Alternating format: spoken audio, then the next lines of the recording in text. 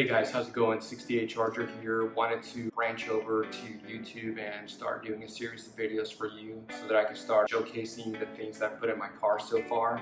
So the obsession with these tires started back in high school when I first bought the car in the summer of '97. I had always wanted some Goodyear Eagle tires, and the wheels, that's another story. I don't know if you'll remember that BF Goodrich poster that had a purple 69 Charger with BF Goodrich rubber and some racing wheels. I could never zoom in close enough to see what kind of wheels they were, but after a lot of searching, I realized that they were Bassett racing wheels.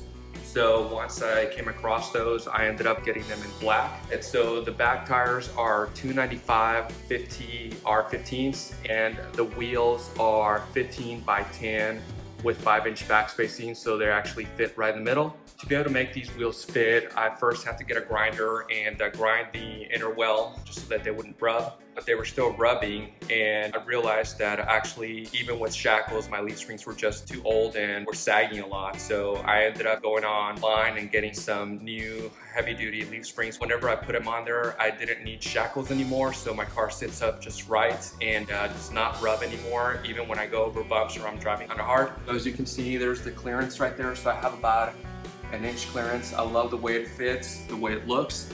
And looking this way, you still see how there's a little bit of clearance. I have about ½ an inch of clearance, but they do fit. Front tires are 235 60 R15s with 7-inch wheels. I'm not really sure about clearance for these. If you have either the regular stock drum brakes or disc brakes, I do have a Willwood kit on it.